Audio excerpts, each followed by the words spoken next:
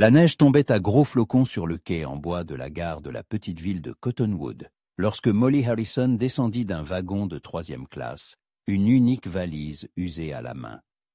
Le vent glacial du Montana transperçait son mince manteau, la forçant à serrer plus fort son châle de laine autour de ses épaules. Elle balaya les environs du regard, cherchant parmi les rares personnes présentes un homme qu'elle n'avait jamais vu, mais qui devait devenir son mari d'ici une semaine. La gare était presque déserte. Seules quelques silhouettes vêtues de lourds manteaux d'hiver se dispersaient à la hâte dans les rues enneigées. Molly sortit de sa poche une lettre froissée et relut pour la 1e fois. « Je vous attendrai près de la gare. Grand, avec un chapeau marron. John McFarlane. »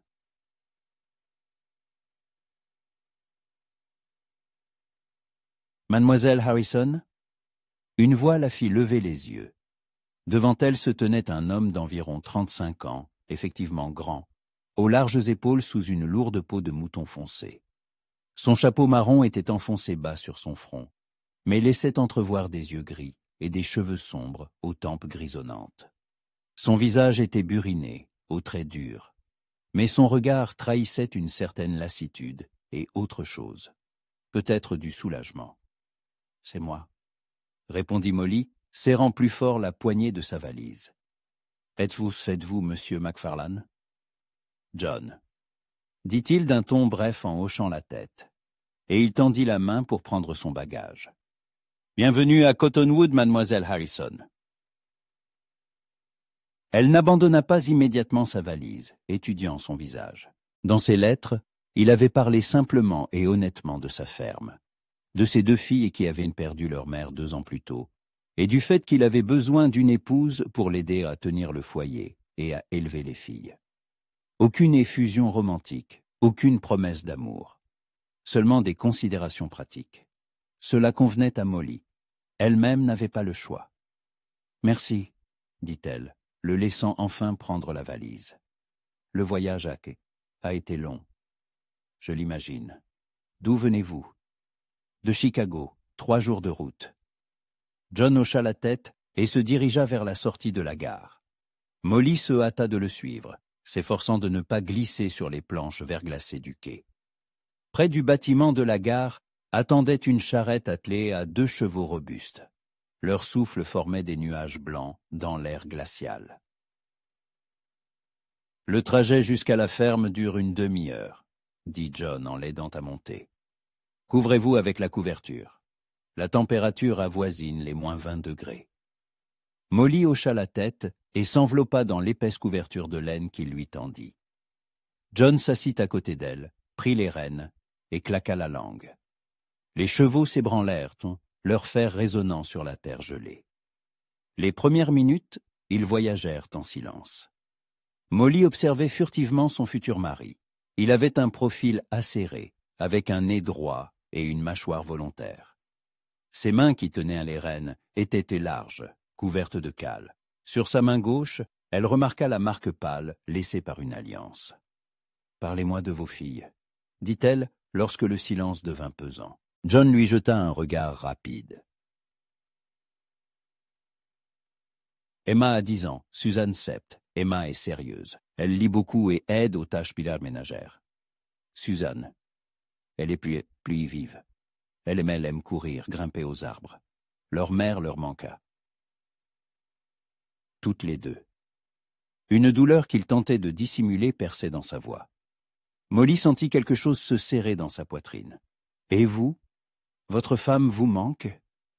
La question lui échappa avant qu'elle ait eu le temps de réfléchir. John tira brusquement sur les rênes, et les chevaux ralentirent. Il se tourna vers elle, et une lueur de souffrance traversa ses yeux gris. « Pardonnez-moi, » dit rapidement Molly.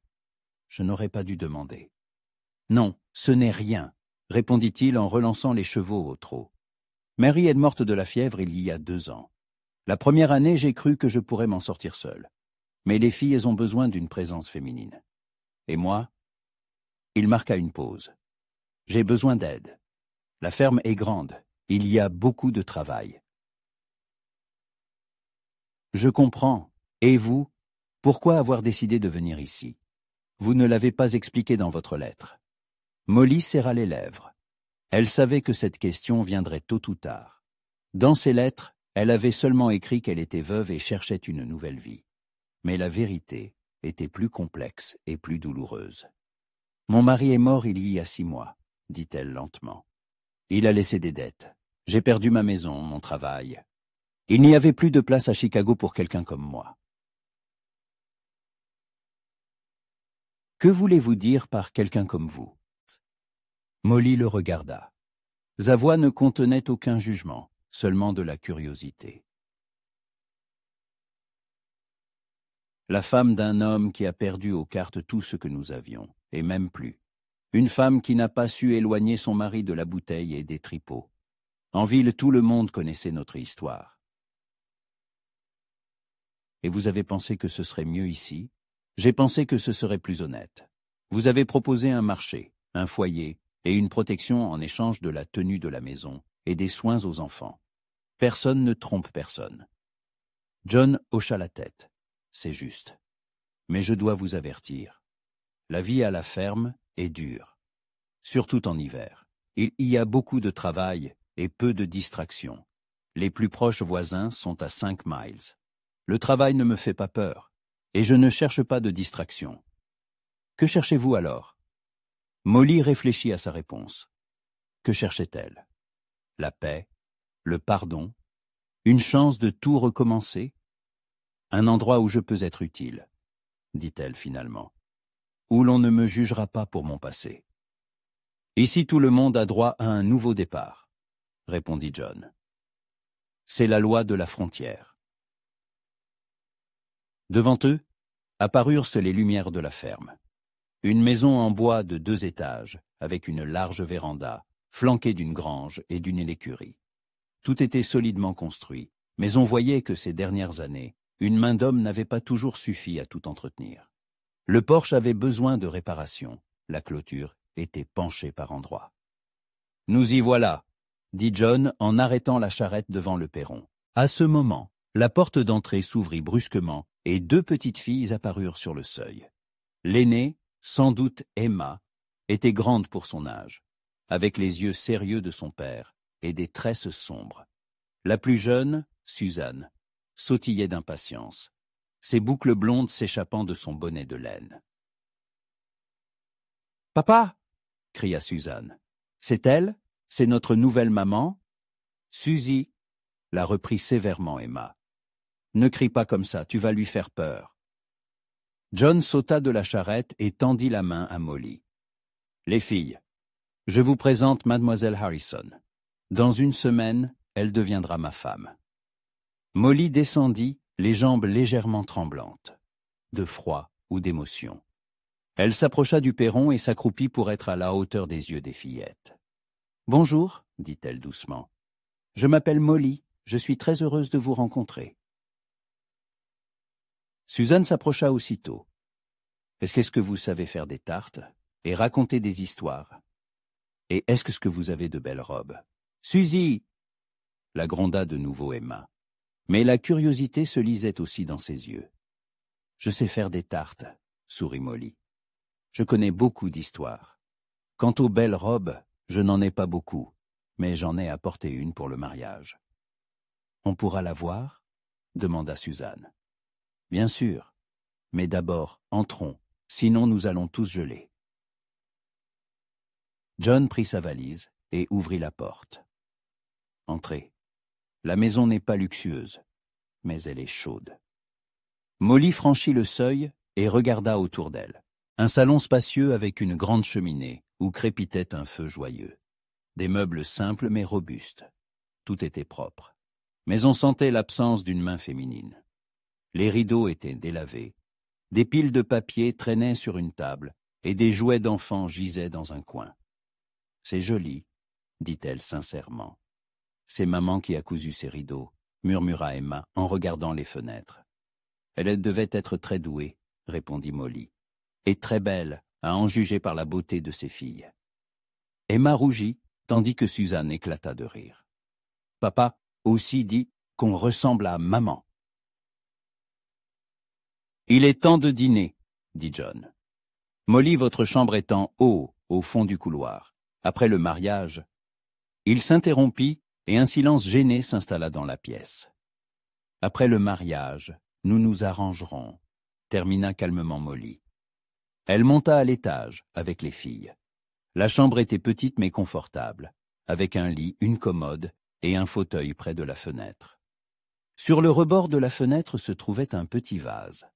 John avait visiblement tenté de créer une atmosphère accueillante. « Papa a apporté ses fleurs de la serre de Madame Connor, » dit Emma. « Il voulait que ça vous plaise. »« C'est très gentil de sa part, » répondit Molly, sentant une douce chaleur dans sa poitrine. Le dîner se déroula dans un silence relatif. John avait préparé un repas simple. Du bœuf rôti, des pommes de terre, du pain.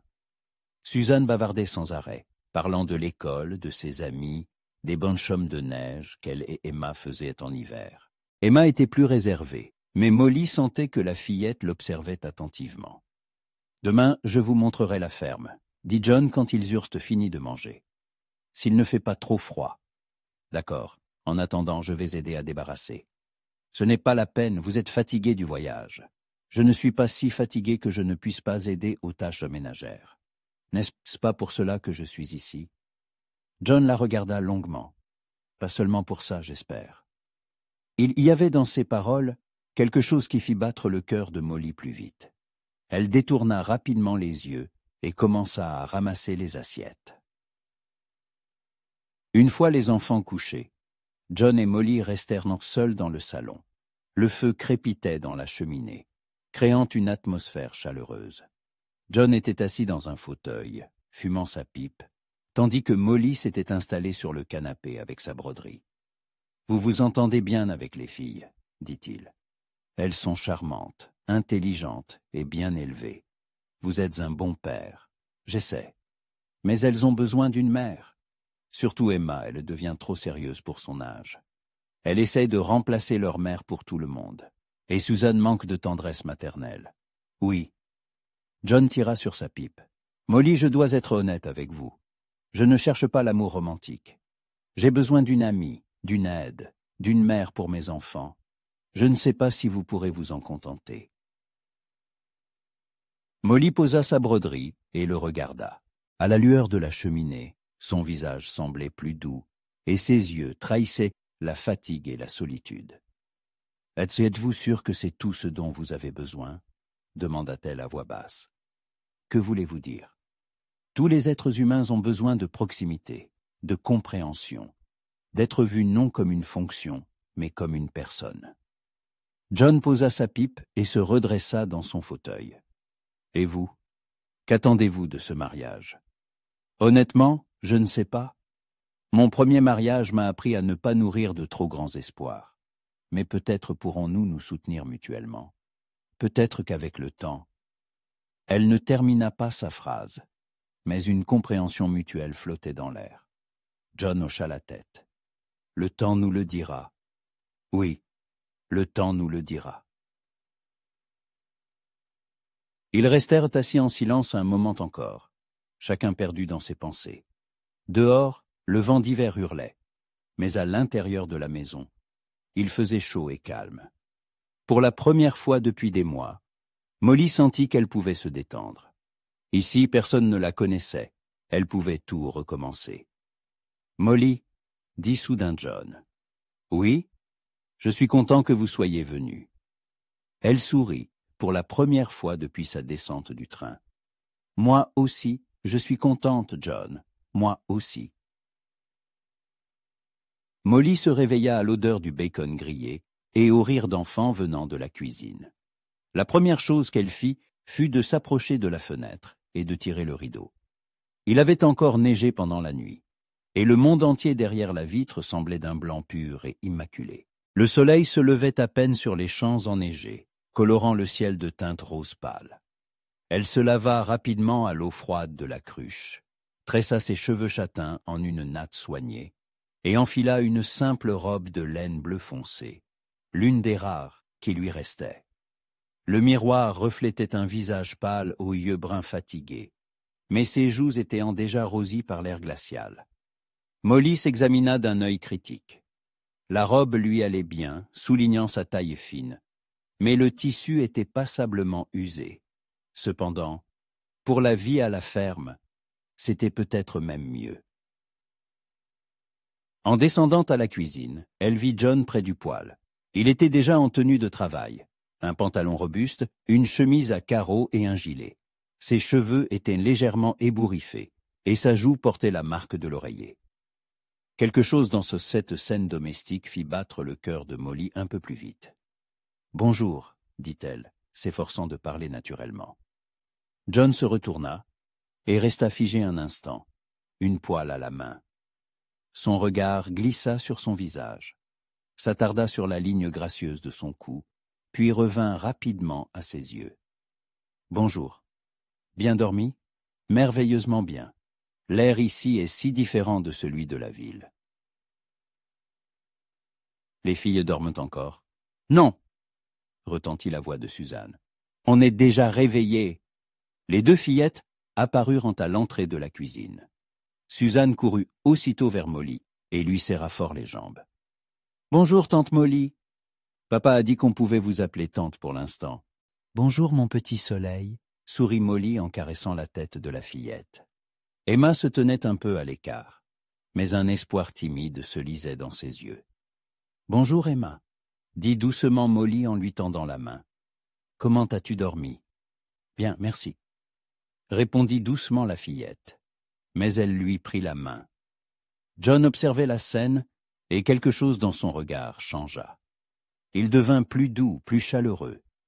Molly capta ce regard et sentit une douce chaleur se répandre dans sa poitrine. « Le petit déjeuner est presque prêt, » dit-il. « Molly, asseyez-vous. Aujourd'hui, c'est moi qui cuisine. »« Et demain, ce sera moi, » répondit-elle. « Marché conclu. »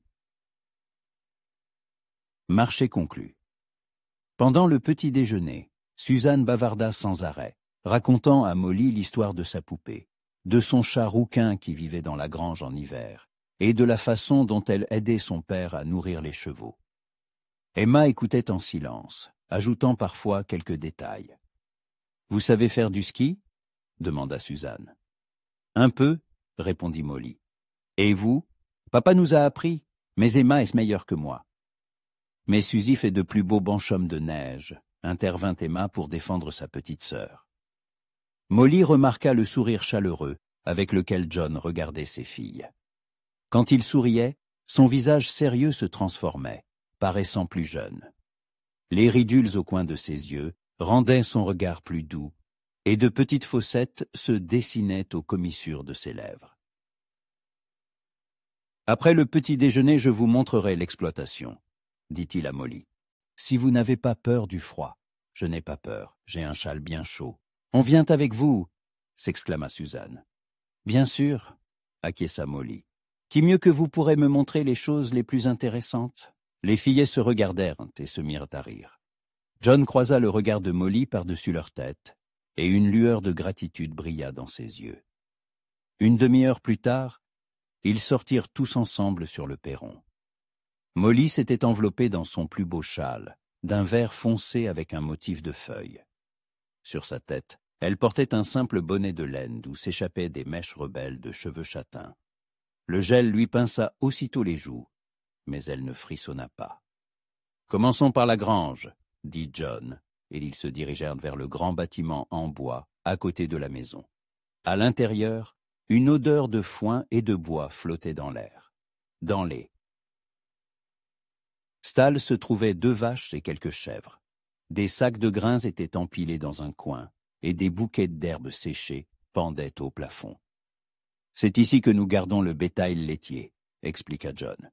« Les vaches s'appellent Bessie et Molly. » Il hésita et rougit. C'est-à-dire, la deuxième vache s'appelait déjà Molly avant votre arrivée. Molly éclata de rire, un rire franc et sonore, le premier depuis son arrivée. J'espère que je serai plus utile que mon homonyme. La vache Molly donne un très bon lait, dit sérieusement Emma. Alors, c'est un compliment, sourit Molly. John la regardait, écoutant son rire, et quelque chose dans son regard la fit rougir. Elle se détourna, feignant d'examiner les chèvres. « Et voici nos petites chèvres, » dit Suzanne en courant vers l'enclos. Elle s'appelle Blanchette et Tacheté. Blanchette est très intelligente, et Tacheté adore s'échapper. Comme c'est intéressant, dit Molly en s'approchant. Je peux les caresser? Bien sûr. Mais attention, elles peuvent te mordre les doigts. Molly tendit prudemment la main vers Blanchette. La chèvre renifla ses doigts, puis se laissa caresser. John se tenait à côté, et Molly sentait la chaleur qui émanait de son corps. Lorsqu'elle effleura accidentellement sa main en se penchant vers la chèvre, il ne recula pas. « Vous vous débrouillez bien », dit-il à voix basse. « Les animaux sentent les bonnes personnes. »« Comment savez-vous que je suis bonne ?» demanda-t-elle sans lever les yeux de la chèvre. « Je vois comment vous êtes avec mes filles. » Molly le regarda enfin. Il se tenait très près, si près qu'elle pouvait voir les éclats dorés dans ses yeux gris. Un instant, elle crut qu'il allait se pencher vers elle, mais à ce moment-là, Suzanne la tira par la main. « Tante Molly, venez voir les chevaux !» L'écurie se trouvait dans un bâtiment séparé. 3 chevaux s'y trouvaient, 2 de trait et 1 de selle. « Voici Tonnerre et Éclair », montra Emma en désignant 2 grands chevaux bais. « Et voici Étoile, le cheval de maman. » Étoile était une élégante jument noire, avec une étoile blanche sur le front. Elle s'approcha de la grille de son box, et hennit doucement. « Elle est magnifique, dit Molly. Maman l'aimait beaucoup, dit doucement Emma. Après sa mort, personne ne l'a montée. John se tenait en silence, le visage durci. Molly comprit que c'était un sujet douloureux pour lui. Peut-être que quand il fera plus doux, vous m'apprendrez à monter à cheval, proposa-t-elle prudemment à Emma. Si votre père n'y voit pas d'inconvénient. Emma la regarda surprise. Vous ne savez pas monter. En ville, ce n'était pas nécessaire. Mais ici, c'est sans doute une compétence très utile.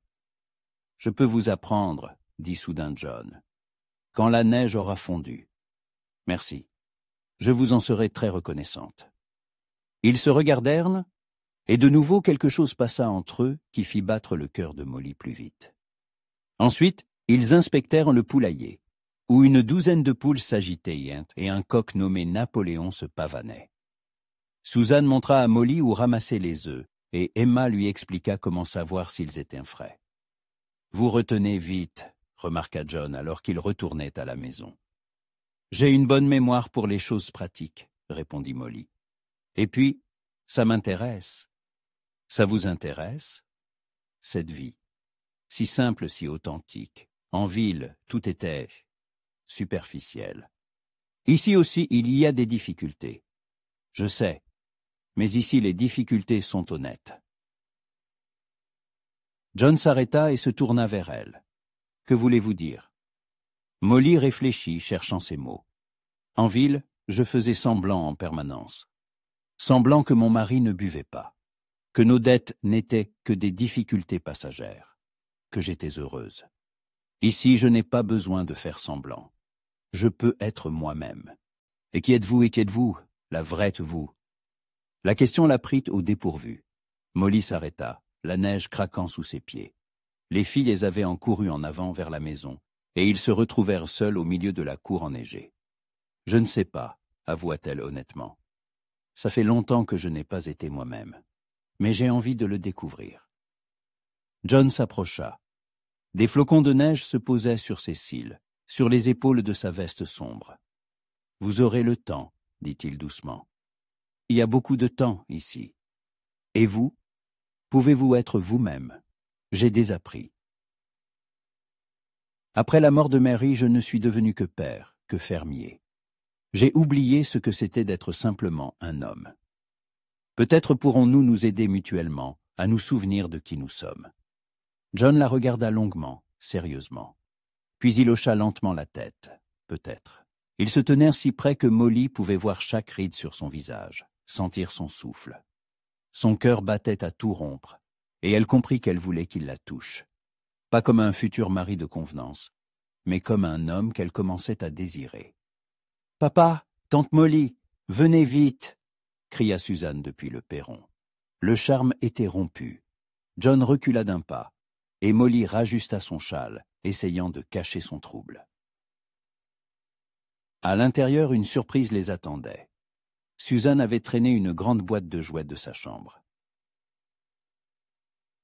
« Je veux vous montrer toutes mes poupées, » annonça-t-elle. L'heure suivante, Molly la passa par terre dans le salon, à jouer avec les filles. Susan lui présenta toutes ses poupées, de la grande beauté de porcelaine aux petits poupons de chiffon. Emma, d'abord timide, se joignit à elle, sortant ses trésors d'une armoire. Des livres, un herbier, une collection de jolis cailloux. John était assis dans son fauteuil, feignant de lire le journal, mais Molly sentait son regard sur elle.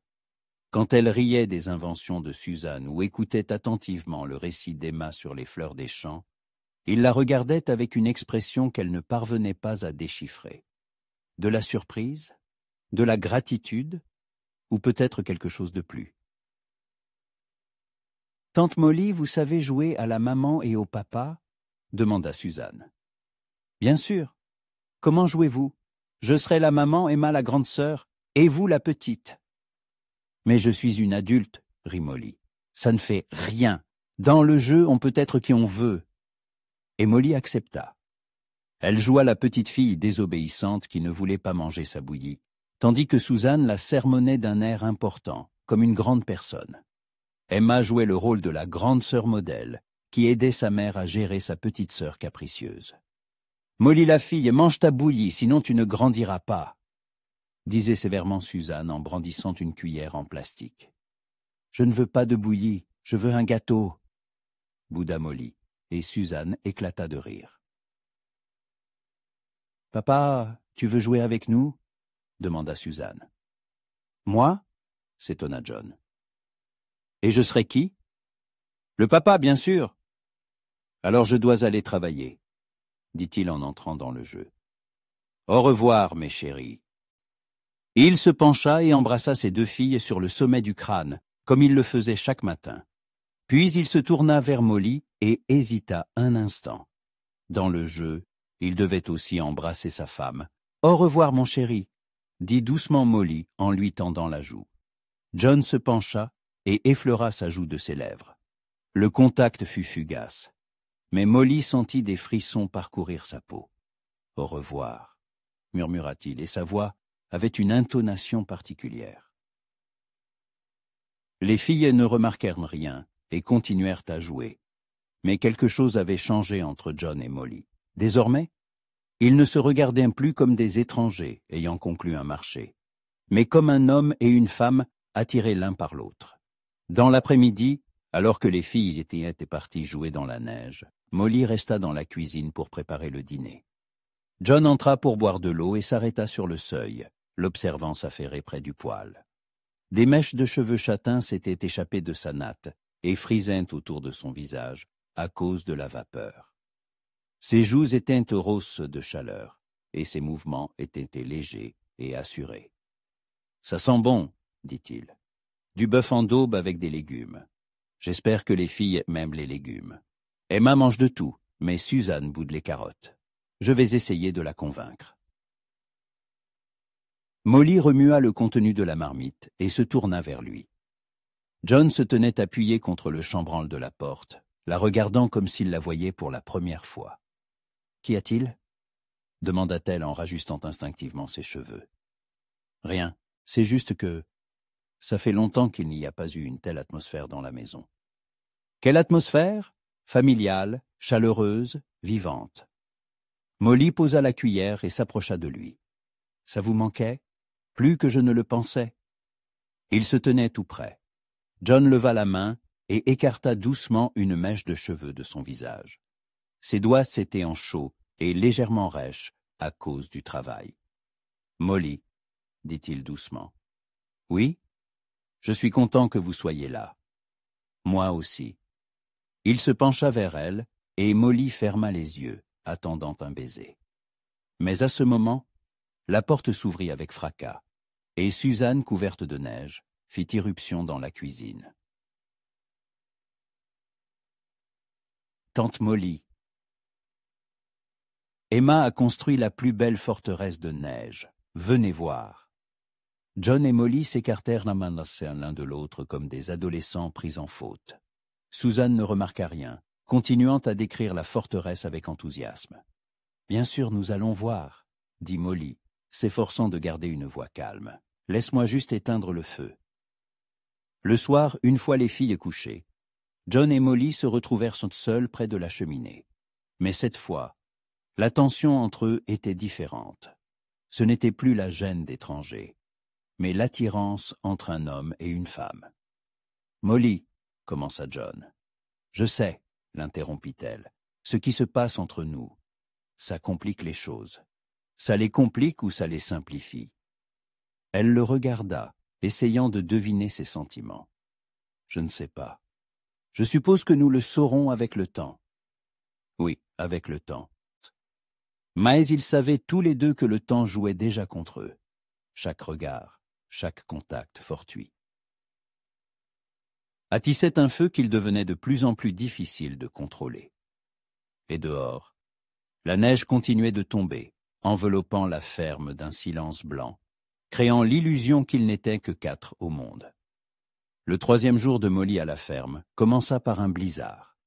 Elle fut réveillée par le hurlement du vent et comprit qu'une véritable tempête faisait rage dehors. La neige fouettait les fenêtres, et le vent secouait les arbres si fort que leurs branches griffaient le toit de la maison. En descendant à la cuisine, elle trouva John déjà debout, une tasse de café à la main, regardant par la fenêtre. Il portait la même chemise à carreaux que la veille, mais le col était déboutonné, révélant un cou fort et hâlé. Ses cheveux étaient en désordre, comme s'il y avait passé la main à plusieurs reprises. « Bonjour », dit-elle doucement pour ne pas réveiller les filles. Il se retourna, et elle vit de l'inquiétude dans ses yeux. « Bonjour, je crains que nous ne sortions pas aujourd'hui. » La tempête est violente. Est-ce que c'est dangereux? Pas pour la maison. Nous avons assez de bois, de nourriture. Mais le bétail... Il fronça les sourcils. Je devrais aller à la grange plusieurs fois pour voir comment ils vont. Je peux aider. Par ce temps? Non, c'est trop dangereux. On peut se perdre entre la maison et la grange. Alors je préparerai quelque chose de chaud, au cas où vous auriez froid. John la regarda avec gratitude. Merci, c'est une bonne chose que vous soyez là. Sa voix était si sincère que le cœur de Molly se serra d'une chaleur inattendue. « Papa ?» retentit la voix endormie de Suzanne. « C'est quoi ce bruit ?»« C'est le vent, mon petit soleil. » répondit John en prenant sa fille dans ses bras. « Un gros blizzard. Aujourd'hui, on reste à la maison. On peut construire une forteresse avec des couvertures ?» s'anima la fillette. « Bien sûr qu'on peut, » sourit Molly. « Et je vous raconterai des histoires. » Emma se réveilla peu après. Au petit déjeuner, John expliqua aux filles qu'il sortirait souvent aujourd'hui pour vérifier les animaux, déneiger les chemins et s'assurer que les tuyaux ne gèlent pas. « Et nous, on aidera tante Molly » déclara Suzanne. « C'est ça, » acquiesça Emma. « On sait allumer le feu dans la cheminée et préparer des plats simples. » Après le petit déjeuner, John enfila un lourd manteau, enroula une écharpe sur son visage et sortit dans la tempête. Molly regarda avec anxiété par la fenêtre sa silhouette se dissoudre dans le voile blanc de la neige. La grange n'était qu'à une 30aine de mètres, mais par un tel temps, la distance semblait immense. « Ne vous inquiétez pas, » dit Emma, remarquant son anxiété. « Papa connaît la ferme les yeux fermés. Il ne se perdra jamais. » « Bien sûr, » acquiesça Molly. Mais elle resta près de la fenêtre jusqu'à ce qu'elle voie John revenir de la grange. Quand il entra dans la maison couvert de neige, ses joues étaient rouges de froid et ses sourcils et cils étaient couverts de givre. « Comment vont les animaux ?» demanda Molly en l'aidant à enlever son manteau trempé. « Tout va bien. La grange est chaude, il y a assez de foin. » Il se frotta les mains gelées, mais je dois encore vérifier le poulailler et déblayer le chemin vers le puits. Alors réchauffez-vous d'abord. J'ai préparé une soupe chaude. Molly lui servit un bol fumant de soupe aux pois épaisses et une tasse de café chaud. John hocha la tête avec reconnaissance et se mit à manger.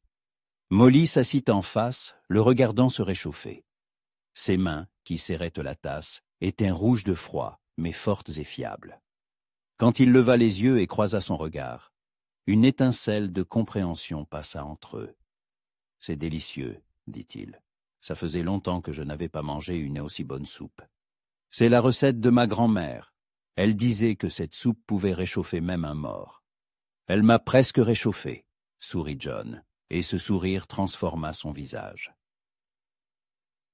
Pendant ce temps, les filles avaient construit une véritable forteresse dans le salon, avec des chaises, des couvertures et des oreillers. Elles y avaient apporté tous leurs jouets et leurs livres, transformant l'abri improvisé en un refuge douillet.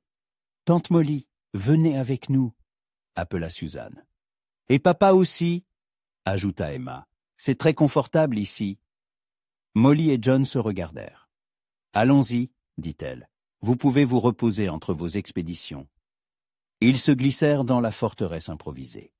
À l'intérieur, il faisait effectivement chaud et douillet. Une lumière douce filtrait à travers les couvertures, créant une atmosphère particulière, intime.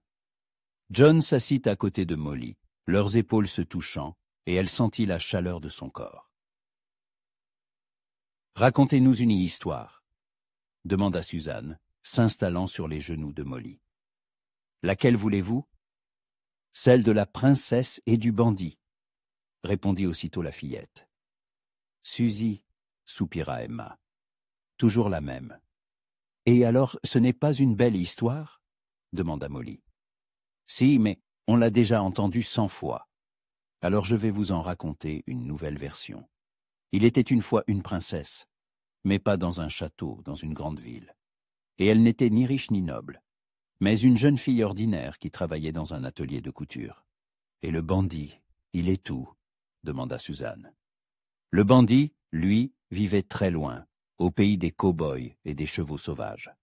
Sauf que ce n'était pas un méchant bandit, mais un bon fermier, qui avait les 2 plus belles filles du monde. Les fillettes gloussèrent, comprenant que l'histoire parlait d'elles. Et un jour, continua Molly, la princesse comprit qu'elle n'avait plus rien à faire dans la grande ville. Alors elle prit un train et partit pour le lointain pays des cow-boys, pour y rencontrer son fermier bandit. « Et qu'est-ce qui s'est passé après ?» demanda Suzanne, retenant son souffle. Molly jeta un coup d'œil à John. Il écoutait son histoire avec une expression sérieuse, mais de petites lueurs chaudes dansaient dans ses yeux. Ensuite, ils durent apprendre à se connaître, car la princesse venait de la ville et le fermier de la campagne. La princesse était habituée au bruit et à l'agitation, tandis que le fermier aimait le silence et la tranquillité. Mais ils avaient quelque chose en commun. « Quoi ?» demanda Emma. Ils savaient tous les 2 aimer, et ils avaient les mêmes rêves, un foyer chaleureux et confortable, une famille où chacun prend soin des autres. « Et ils sont tombés amoureux ?» demanda Suzanne. Molly se tut un instant, sentant le regard de John sur elle. Ils ont compris que l'amour n'est pas quelque chose qui arrive d'un coup, comme dans les autres contes. Le véritable amour grandit lentement, comme une fleur. D'abord vient le respect, puis la confiance, puis la tendresse. Et après, murmura Emma. Et après, ils ont compris qu'ils ne pouvaient plus vivre l'un sans l'autre. Suzanne soupira de contentement et se blottit contre Molly. « J'aime bien cette histoire. Et vous, papa ?»« Oui, » répondit doucement John, sans quitter Molly des yeux. « Moi aussi j'aime bien. » Il y avait dans sa voix quelque chose qui fit rougir les joues de Molly. Elle comprit que son histoire était devenue trop révélatrice, trop personnelle. Dehors, le vent continuait de hurler. Mais dans leur refuge improvisé, il faisait calme et chaud. Suzanne s'était endormie sur les genoux de Molly, et Emma lisait un livre. John s'était adossé au coussin, observant cette scène de confort domestique. « Je dois retourner voir les animaux, » dit-il à voix basse. « Je viens avec vous, » dit Molly, à sa propre surprise. « C'est dangereux, » Et on peut s'attacher avec une corde. C'est ce qu'ils font en montagne pendant les chutes de neige. Comment savez-vous ça? Je l'ai lu dans un livre. John sourit. D'accord. Mais il vous faudra des vêtements chauds. Molly déplaça délicatement Suzanne, endormie sur les coussins, et sortit de la forteresse.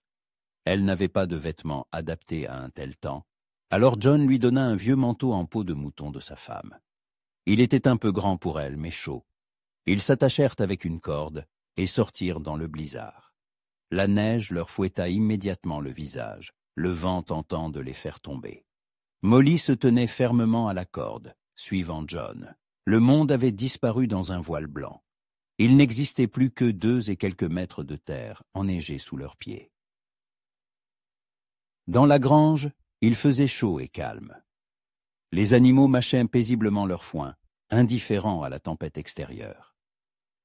John vérifia qu'ils avaient assez d'eau et de nourriture, tandis que Molly l'observait, admirant les mouvements assurés de ses mains, son attitude attentionnée envers les animaux. « Tout est en ordre, dit-il. On peut rentrer. » Mais en sortant de la grange, ils constatèrent que le blizzard s'était intensifié. La visibilité était presque nulle. « Tenez-vous à la corde !» cria John pour couvrir le hurlement du vent. « Et ne la lâchez pas une seconde !»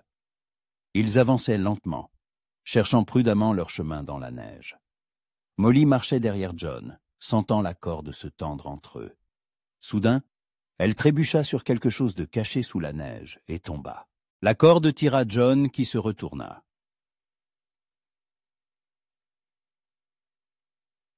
Molly, il revint vers elle et l'aida à se relever.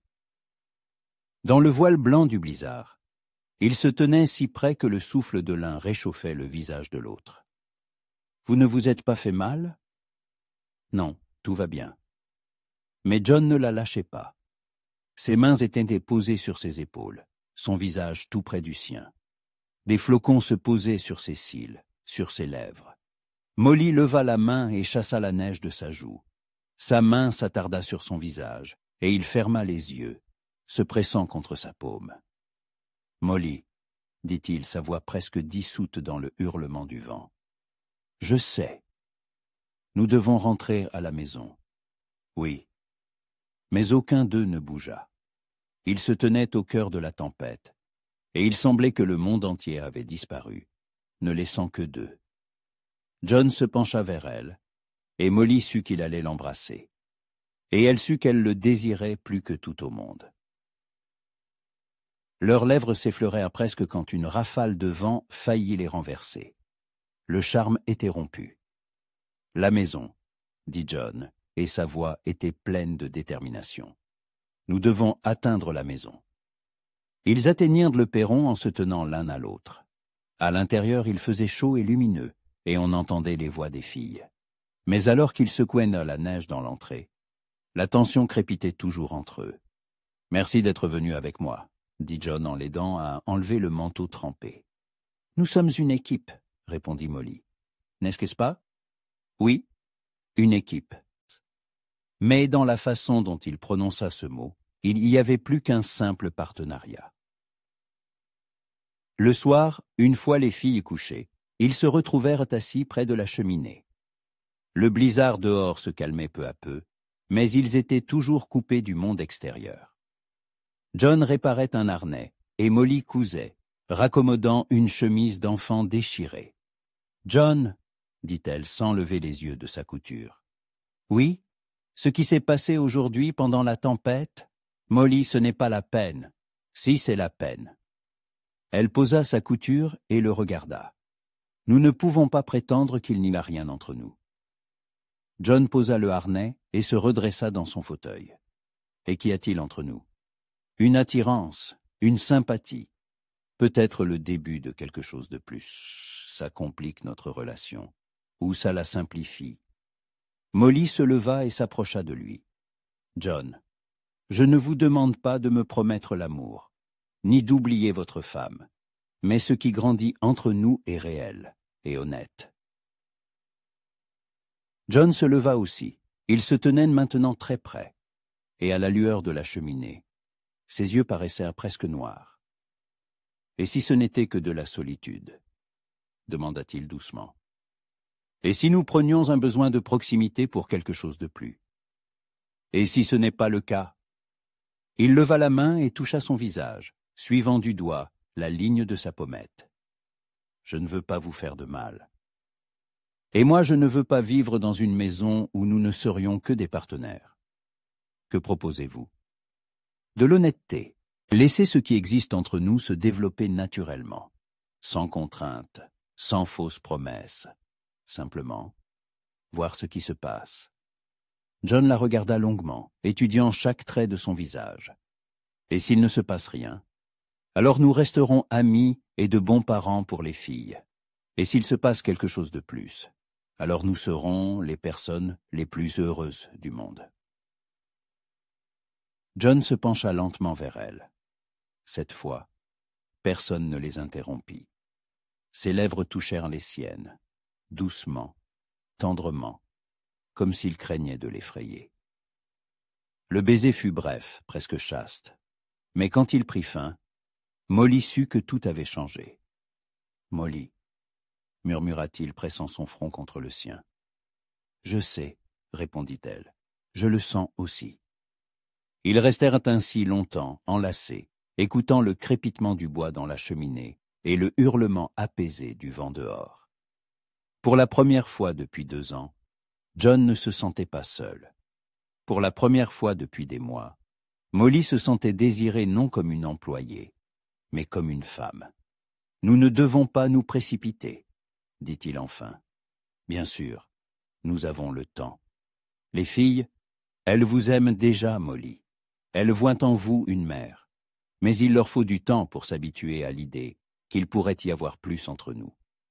Nous ferons les choses bien, promit-elle. Pour elle et pour nous. Le lendemain matin, le blizzard s'était calmé, et le soleil illuminait un monde couvert de neige fraîche. John se réveilla le cœur léger pour la première fois depuis longtemps. Dehors, tout scintillait et brillait, et dans la maison flottait une odeur de café et de brioche fraîchement cuite. En descendant à la cuisine, il vit Molly près du poêle.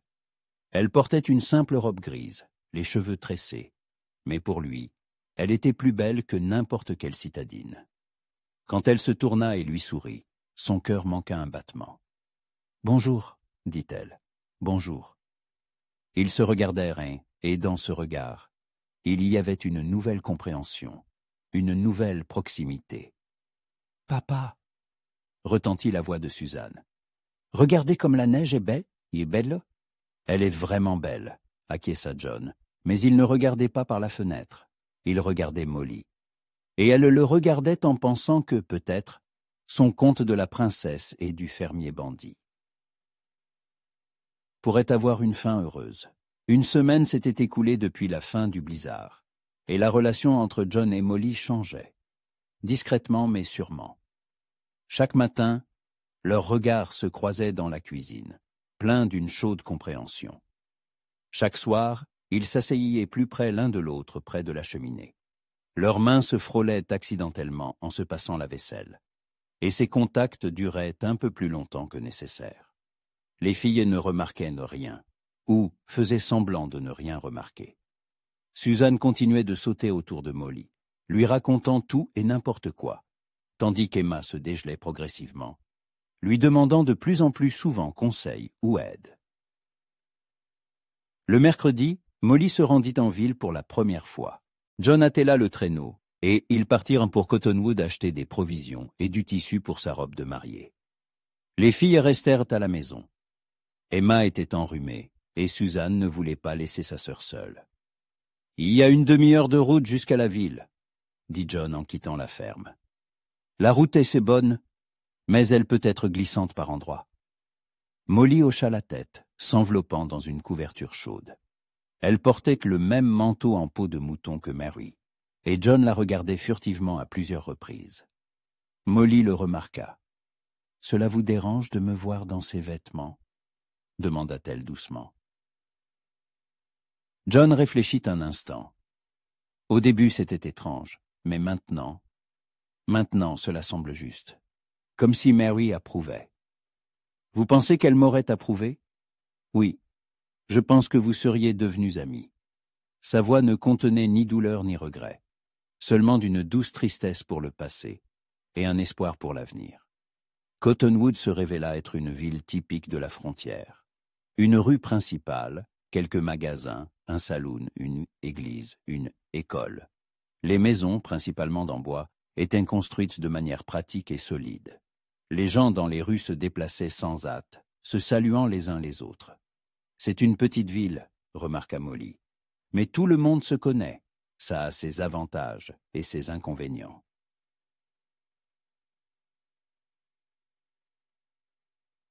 Ils s'arrêtèrent devant le magasin général de Harrison. John aida Molly à descendre du traîneau, et sa main s'attarda sur sa taille un peu plus longtemps que nécessaire. Elle leva les yeux vers lui, et l'étincelle familière passa de nouveau entre eux. « John McFarlane !» retentit une voix de femme. « Que faites-vous en ville en pleine semaine ?» Une femme corpulente d'une 50aine d'années, vêtue d'un manteau sombre et un panier à la main, s'approcha d'eux. Elle avait un visage bienveillant, mais ses yeux brillaient de curiosité. « Bonjour, Madame Connor », répondit poliment John. « Nous sommes venus faire des courses, et laissez-moi vous présenter Molly Harrison, ma fiancée. »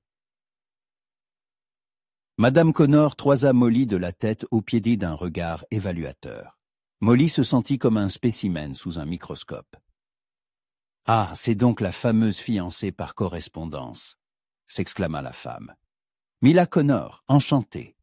J'ai entendu dire que vous veniez d'une grande ville ?»« De Chicago », répondit Molly en s'efforçant de sourire. « Oh, comme c'est intéressant. Et comment trouvez-vous notre coin perdu?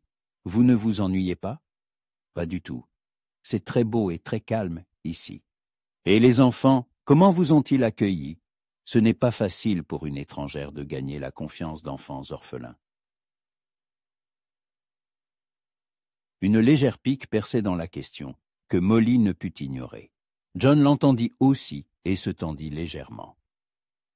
« Emma et Suzanne sont des filles merveilleuses, » répondit calmement Molly. « Et je ne me considère pas comme une étrangère. » Bien sûr, s'empressa d'acquiescer Madame Connor. C'est juste que Mary était si spéciale. Elle aimait tellement ses filles. Elle prenait si bien soin d'elles. C'est difficile pour quiconque de la remplacer. Je n'ai pas l'intention de la remplacer, dit fermement Molly. Mary restera leur mère pour toujours. J'espère seulement devenir une bonne belle-mère et une amie pour elle. Madame Connor ne s'attendait manifestement pas à une telle réponse. Elle parut un peu embarrassée. « Oui, bien sûr. Eh bien, bienvenue dans notre ville. John, passez le bonjour aux filles de la part de tante Mila. »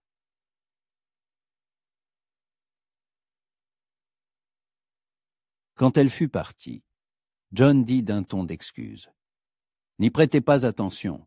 Mila est une bonne femme, mais elle aime les commérages. De plus, elle était une amie proche de Mary.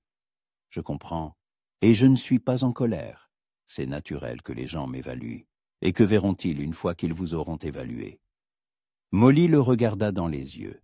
« Une femme qui souhaite sincèrement vous rendre heureux, vous et vos filles.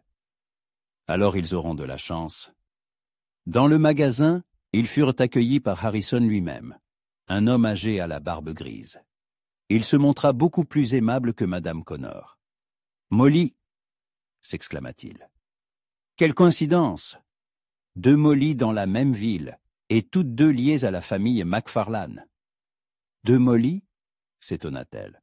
« Oui, la vache de John s'appelle aussi Molly, » rit le vieil homme. « N'est-ce pas, John ?» John rougit. La vache a été nommée ainsi bien avant, c'est-à-dire que c'est une coïncidence. Une bonne.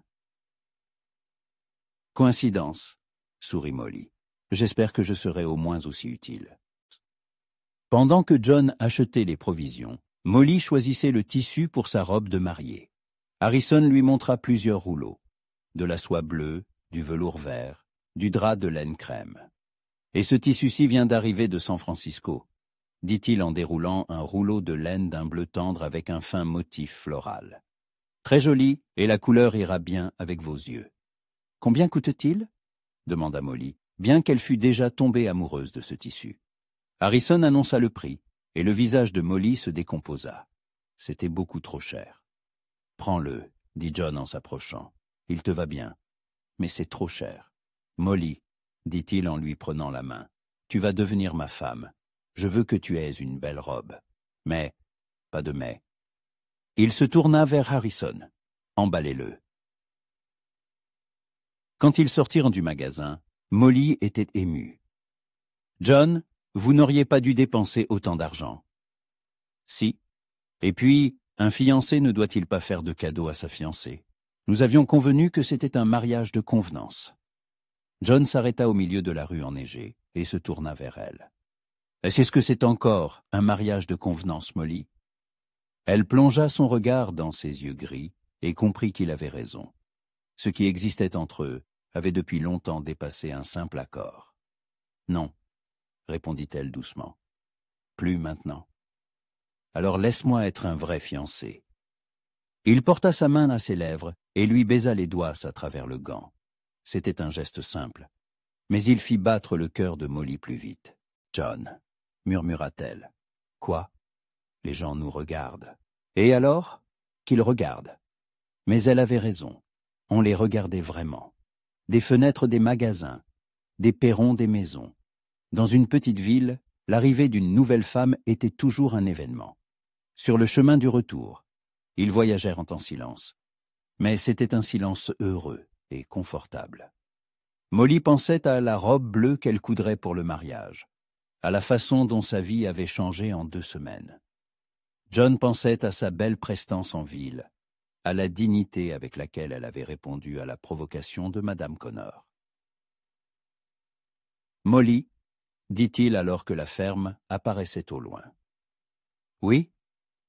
Je suis fier de toi, de la façon dont tu te comportes, dont tu parles aux gens, aux filles. Merci. Cela signifie beaucoup pour moi. Et toi, tu ne regrettes pas d'être venu ici? Molly réfléchit à sa réponse. Regrettait-elle? La vie en ville, les lieux familiers, le quotidien? Non, dit-elle fermement. Je ne regrette pas. Ici, je me sens utile, vivante, vraie. Même malgré la curiosité des voisins. La curiosité des gens existe partout, mais ici elle semble plus bienveillante. En ville, on médisait de moi avec méchanceté. Ici, c'est avec intérêt. Tu as raison. Ici, les gens prennent soin les uns des autres. À la maison, un grand remue-ménage les attendait. Suzanne était assise par terre dans le salon et pleurait bruyamment, tandis qu'Emma tentait de la calmer. « Que s'est-il passé ?» demanda John inquiet. « Elle a cassé la tasse de maman », expliqua Emma en sanglotant, la bleue avec les petites roses. John pâlit. Molly savait que cette tasse était spéciale. Mary y buvait son café chaque matin.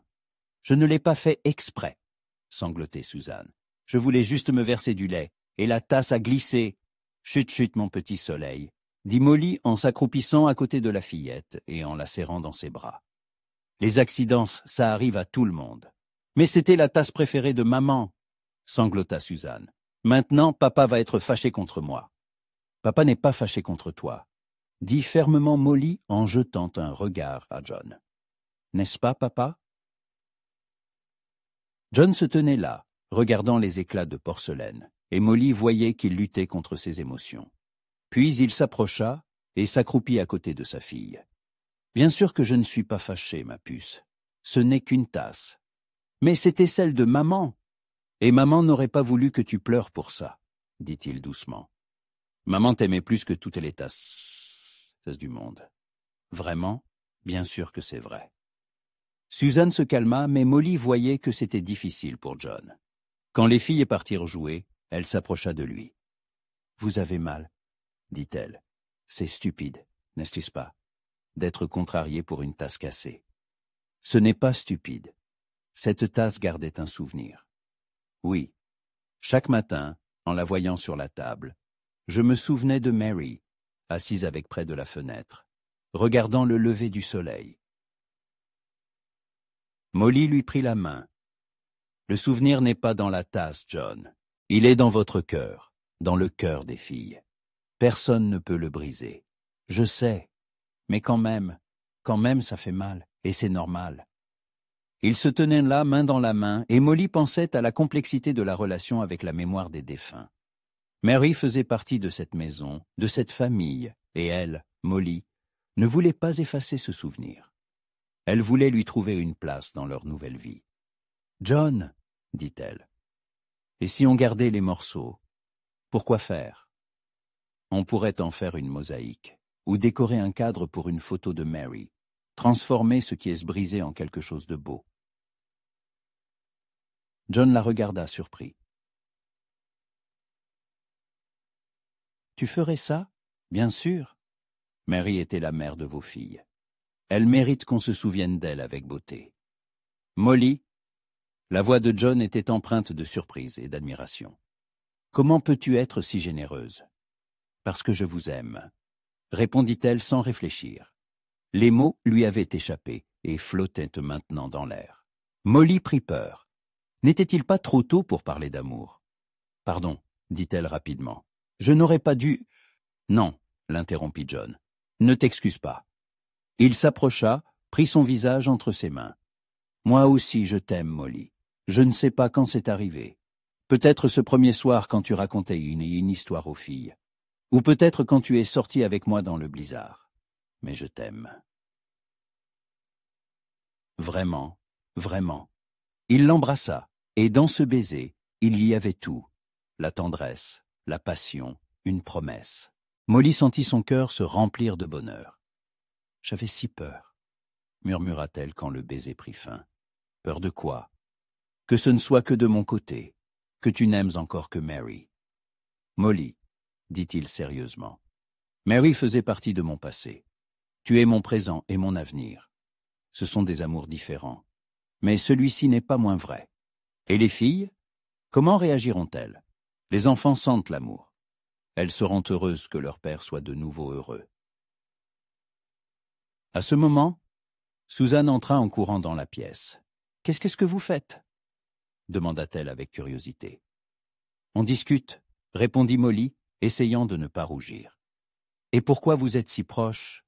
Parce que nous... » John regarda Molly, lui demandant la permission. « Parce que nous nous aimons, » termina-t-elle. Suzanne réfléchit. « Comme la maman et le papa dans les contes de fées? Oui, mon petit soleil, comme dans les contes de fées. Ça veut dire que vous allez vous embrasser et vous faire des câlins? » Molly se mit à rire. « Parfois, oui. Et nous, avec Emma, on sera toujours vos filles. »« Bien sûr, » répondit fermement John. « Pour toujours. » Suzanne sourit et courut vers eux, les enlaçant tous les deux en même temps. « Alors c'est bien. Je veux que papa soit heureux. »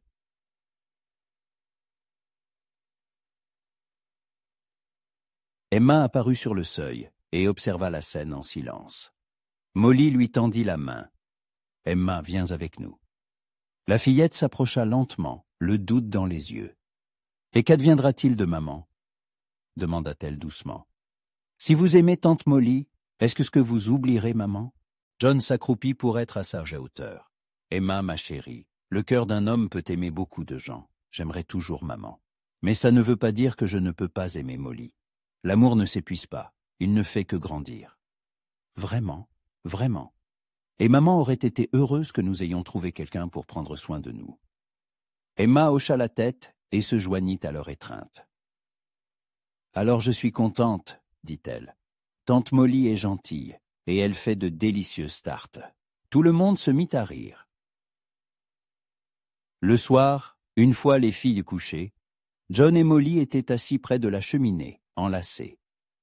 Pour la première fois, ils pouvaient montrer leurs sentiments sans se cacher, sans prétendre n'avoir qu'une relation d'affaires. « Le mariage est dans 3 jours, » dit John. « Je sais. Aurais-je le temps de coudre la robe? Tu auras le temps. Et si tu n'as pas le temps, tu m'épouseras dans n'importe quelle robe, même une robe de travail. » « Quelle fiancée romantique, » rit Molly. « Je suis sérieux. La robe n'a pas d'importance.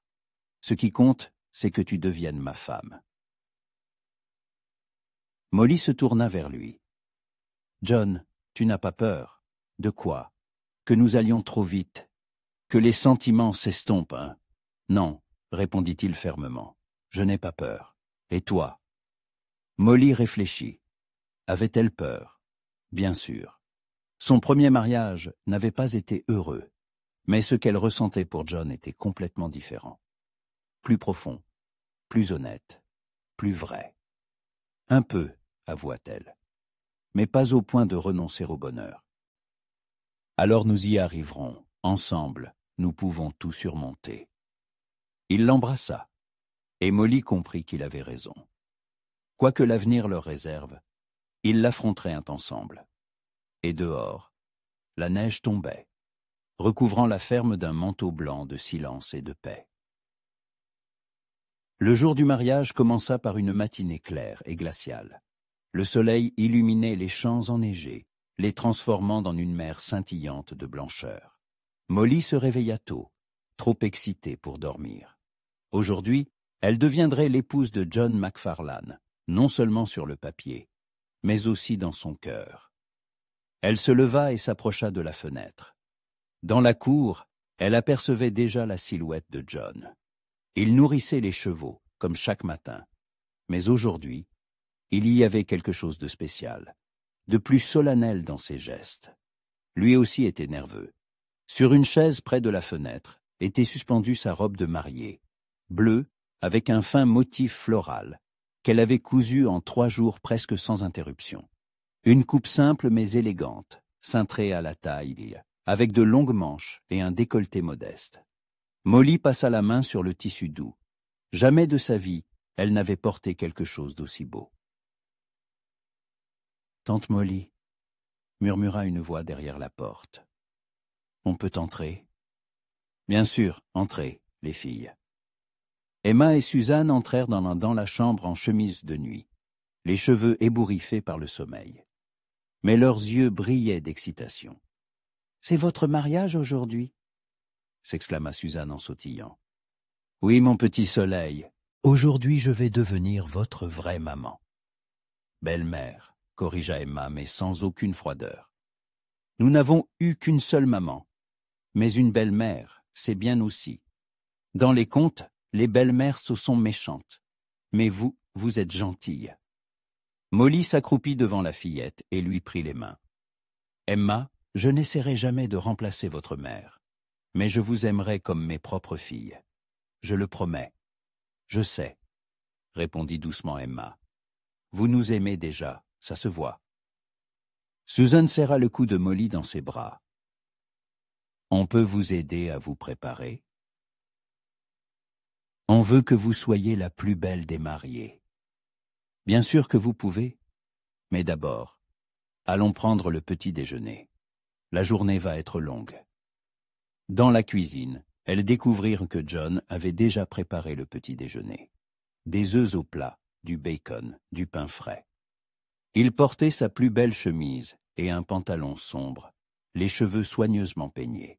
« Bonjour ma fiancée », dit-il, des étincelles joyeuses dansant dans ses yeux. « Bonjour mon fiancé », répondit Molly, sentant ses joues rosir. Ils prirent leur petit déjeuner en essayant de parler de choses banales. Mais tous deux ne pensaient qu'à une chose. Dans quelques heures, ils seraient mari et femme. « À quelle heure arrive le révérend Edwards » demanda Molly. « À 2 heures. Madame Connor a promis de venir plus tôt pour aider aux préparatifs. Et les invités, la famille Harrison, les Connor, l'institutrice Mademoiselle Prior, le docteur Cameron et sa femme. Une dizaine de personnes en. Tout. Ce n'est pas beaucoup, mais ce sont nos amis, ceux qui sont vraiment heureux pour nous. » Après le petit déjeuner, John partit à la grange, disant qu'il avait des choses à faire. Les filles emmenèrent Molly dans sa chambre et se mirent à l'aider à se préparer. Suzanne lui brossait les cheveux, tandis qu'Emma disposait la robe et les accessoires sur le lit. Molly n'avait pas beaucoup de bijoux, seulement de simples boucles d'oreilles en perles héritées de sa grand-mère et une fine chaîne en or. « Et le bouquet » demanda Suzanne. « Une mariée doit avoir un bouquet. »« En hiver, il n'y a rien pour faire un bouquet, ma chérie, » répondit Molly.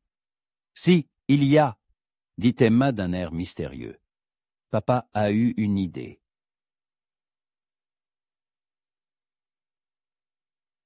À midi, Madame Connor arriva avec 2 autres femmes, la femme du docteur et Mademoiselle Prior. Elles apportèrent de la nourriture pour le repas de noces et se mirent à dresser la table. « Molly, ma chère, dit Madame Connor, pardonnez-moi pour l'autre jour en ville. J'ai été trop curieuse. Je voulais juste m'assurer que John et les filles seraient entre de bonnes mains. »« Tout va bien, » sourit Molly. « Je comprends, vous vous souciez d'eux. Et en vous voyant aujourd'hui, je comprends que je ne me suis pas trompée. Vous rayonnez de bonheur, et John aussi. » Molly enfila sa robe, et les femmes poussèrent des exclamations admiratives. « Quelle beauté !» s'exclama Madame Cameron. « Et cette couleur vous va si bien. »« Vous l'avez cousue vous-même » demanda Mademoiselle Prior. « Un travail magnifique. » Emma tressa les cheveux de Molly en une natte élégante, l'ornant d'un fin ruban bleu. Suzanne apporta un petit miroir pour que Molly puisse se voir. Son reflet la surprit. Ce n'était plus la femme fatiguée et tourmentée arrivée de Chicago 3 semaines plus tôt. C'était une mariée heureuse, illuminée de l'intérieur par l'amour et l'espoir. À 2 heures, le révérend Edwards arriva, un pasteur âgé au visage bienveillant. Les autres invités suivirent. Le petit salon se remplit de gens, de rires, de félicitations. « Où est donc le marié ?» demanda le révérend Edwards. « Il arrive, » répondit Emma. « Il est dans la grange. » Quelques minutes plus tard, la porte s'ouvrit et John entra. Il portait un costume sombre, une chemise blanche, une cravate. Ses cheveux étaient soigneusement peignés, son visage fraîchement rasé. Mais surtout, il rayonnait de bonheur. Dans ses mains, il tenait un bouquet de branches de sapin, décoré de baies rouges de sorbier et noué d'un ruban blanc. Un bouquet d'hiver simple mais magnifique. « Pour la mariée, » dit-il en tendant le bouquet à Molly. « Il est magnifique, » répondit-elle, et leurs doigts s'effleurèrent. « Chers amis, » dit le révérend Edwards, « nous sommes réunis ici pour unir par les liens du mariage John McFarlane et Molly Harrison. » La cérémonie fut simple et brève.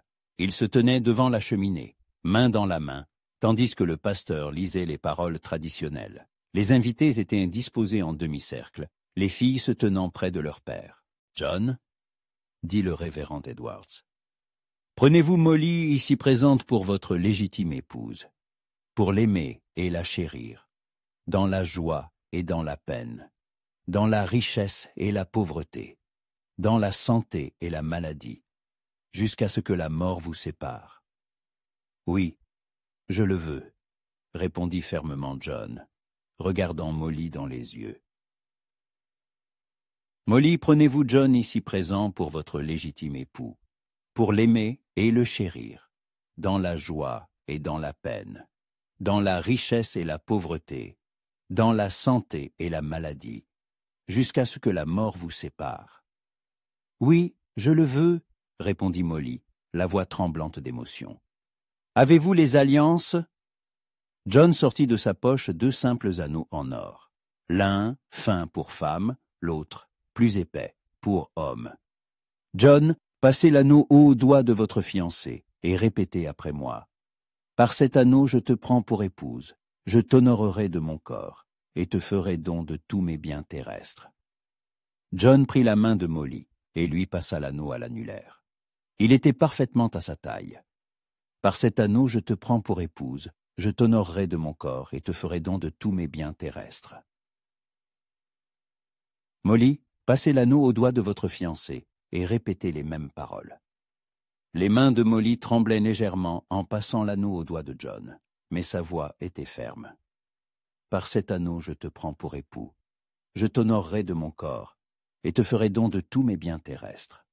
Par le pouvoir qui m'est conféré par l'Église et par la loi du territoire du Montana, je vous déclare mari et femme.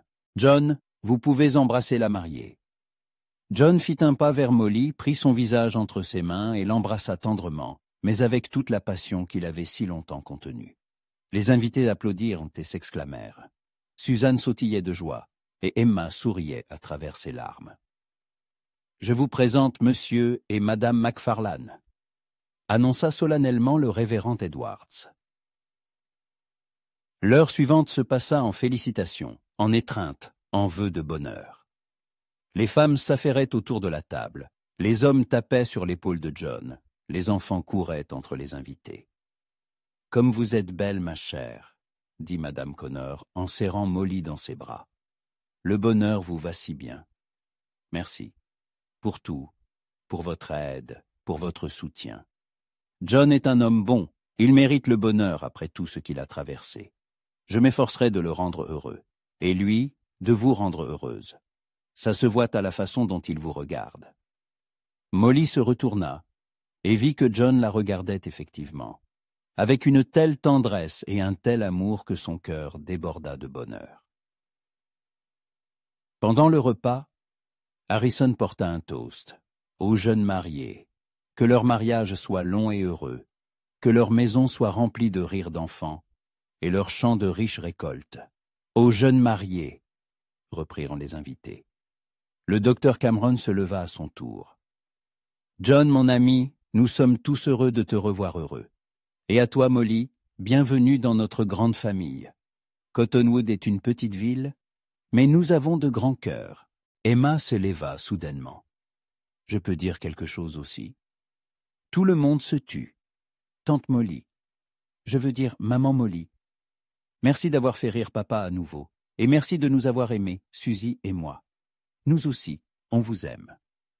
Des larmes montèrent aux yeux de Molly. Elle se leva et serra la fillette dans ses bras. Merci ma chérie. Ce sont les plus belles paroles que j'ai jamais entendues. Suzanne se leva aussi. Et moi je veux dire que maintenant on est de nouveau une vraie famille. Et que maman Molly fait les meilleures tartes du monde. Tout le monde rit. Vers la fin de l'après-midi, les invités commencèrent à partir. Le révérend Edwards fut l'un des derniers. « Que Dieu vous bénisse, mes enfants, » dit-il en partant. « Je vois que j'ai uni deux cœurs aimants. Soyez heureux. »« Merci, révérend, » répondit John. « Pour tout. » Quand les derniers invités furent partis, le silence s'installa dans la maison.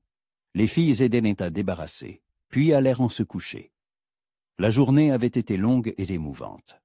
Molly et John se retrouvèrent en seuls pour la première fois en tant que mari et femme. Ils étaient assis près de la cheminée, dans un silence particulier, solennel. « Eh bien voilà, » dit Molly, « nous sommes mariés. Oui, tu es ma femme maintenant. Et tu es mon mari. » Ils se regardèrent, et tous deux sentirent que quelque chose avait changé. Ils n'étaient plus deux personnes seules ayant conclu un accord. Ils étaient une famille. « Molly, » dit John en se levant de son fauteuil. « Oui, je veux te montrer quelque chose. » Il sortit de la pièce et revint avec une petite boîte en bois. « Un cadeau de mariage, » dit-il en la tendant à Molly.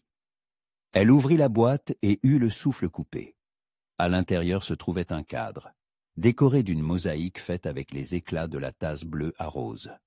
Dans le cadre, il y avait une photo de Mary avec les filles. « John, » murmura-t-elle, « c'est magnifique. Tu avais raison. On peut transformer ce qui est brisé en quelque chose de beau. Et le souvenir de Mary fera maintenant toujours partie de notre maison. Où as-tu eu le temps de faire ça? Dans la grange, pendant que tu te préparais. Je voulais que tu aies un cadeau spécial. » Molly se leva et l'embrassa. « Merci, c'est le plus beau des cadeaux. Il montre que tu comprends que je ne veux pas effacer le passé. Je veux construire l'avenir sur ses fondations.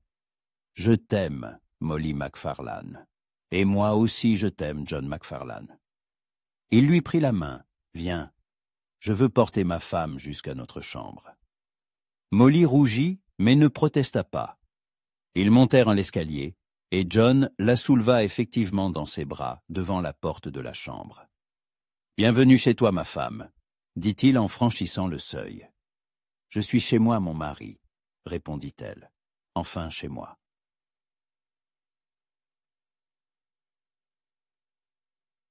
La chambre était éclairée par la douce lueur d'une lampe à pétrole. Des draps frais étaient sur le lit.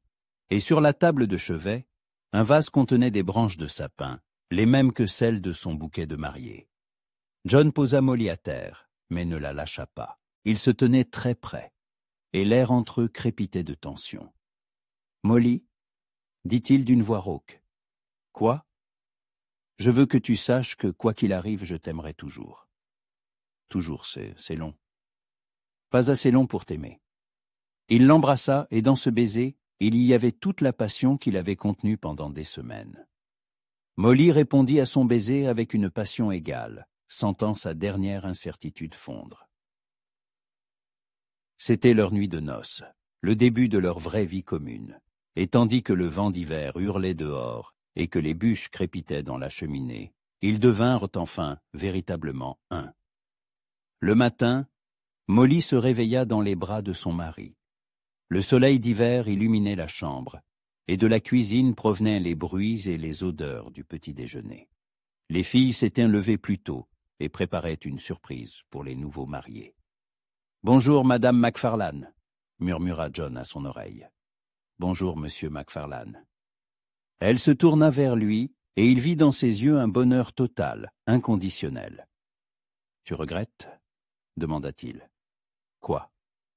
D'avoir épousé un fermier cow-boy. Pas une seconde.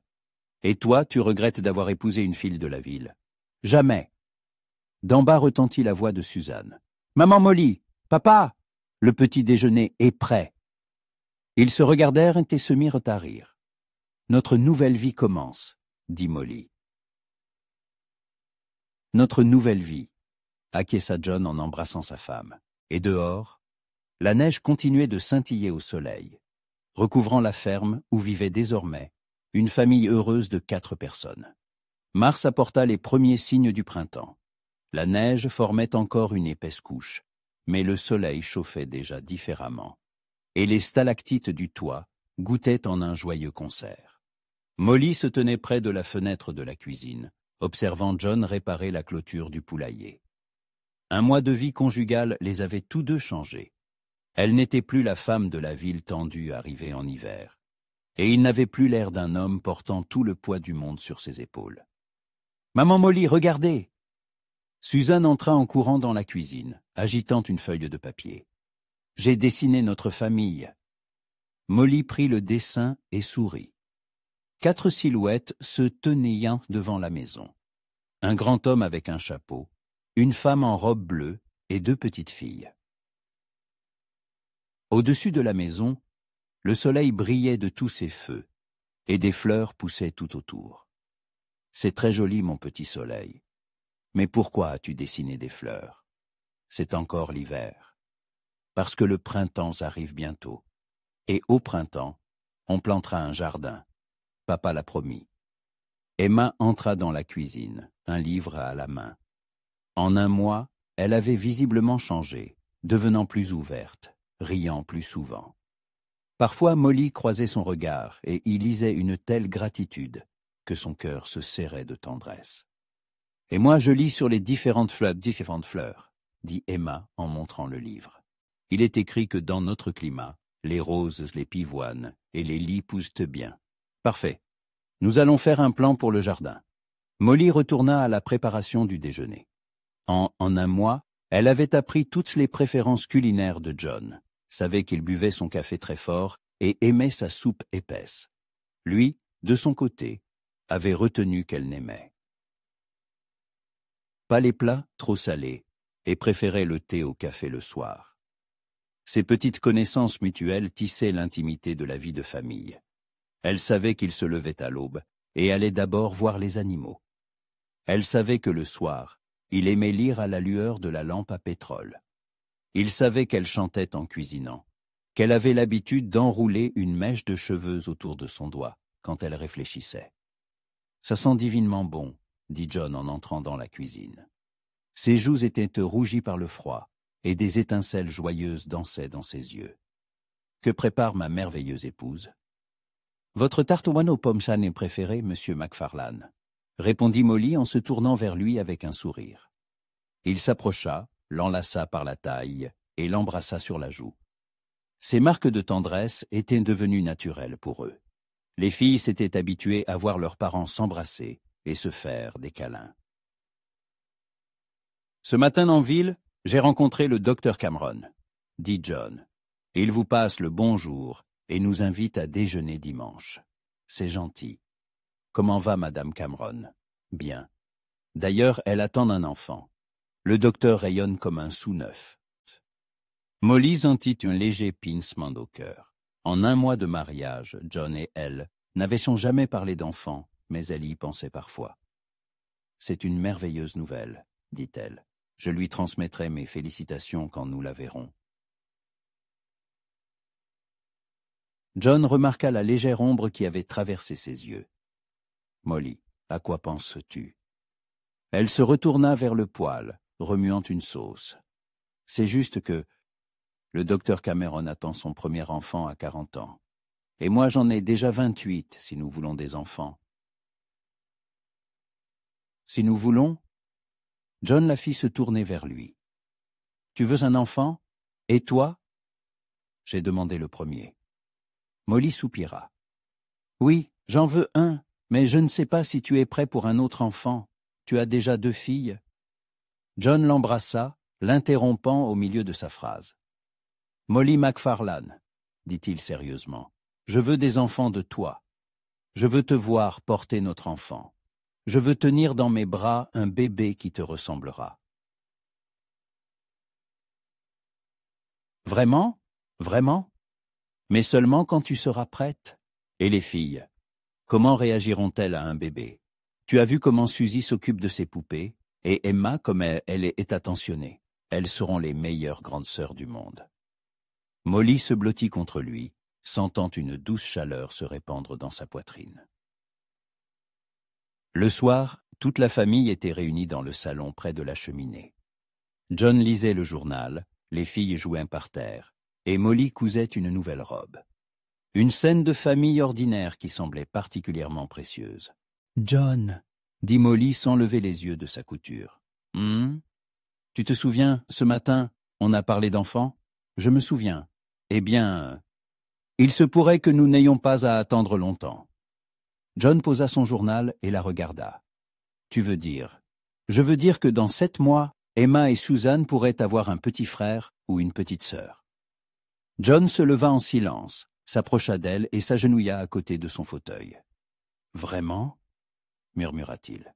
« Vraiment. »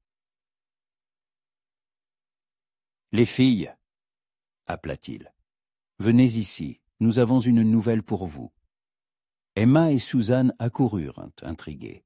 « Quelle nouvelle ?» demanda Suzanne. « À l'automne, notre famille va s'agrandir, » dit Molly. « S'agrandir ?»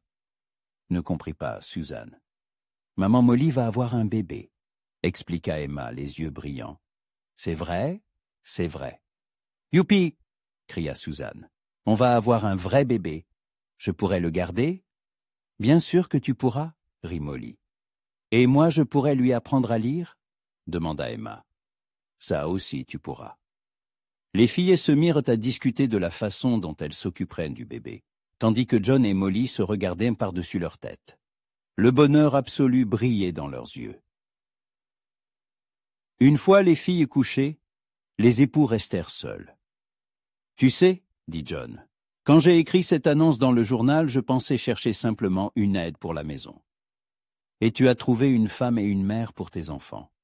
J'ai trouvé l'amour de ma vie. » Molly se leva et s'approcha de la fenêtre. Dehors, la neige scintillait sous la lune, mais on sentait déjà le souffle du printemps dans l'air. « John, » dit-elle, « tu sais ce que j'ai compris? » « Quoi? » Que le bonheur, ce n'est pas quelque chose qui vous arrive. C'est quelque chose que l'on construit de ses propres mains, jour après jour. Nous avons construit notre bonheur, John, avec des jours ordinaires, des mots simples, de petites attentions l'un pour l'autre. Et ce n'est que le début, répondit-il en l'enlaçant. Nous avons toute la vie devant nous. Toute la vie, répéta-t-elle en se serrant contre lui. Un mois après l'arrivée d'une fiancée paria dans les terres sauvages du Montana, La ferme des McFarlane était devenue un véritable foyer, rempli de rire, d'amour et d'espoir en l'avenir. John n'était plus un veuf solitaire, et Molly une femme de la ville rejetée. Ils étaient devenus une vraie famille solide, prête à affronter main dans la main toutes seules les joies et les épreuves de la vie. Et dehors, la neige fondait doucement, promettant un printemps proche, de nouveaux commencements et des possibilités infinies pour l'amour.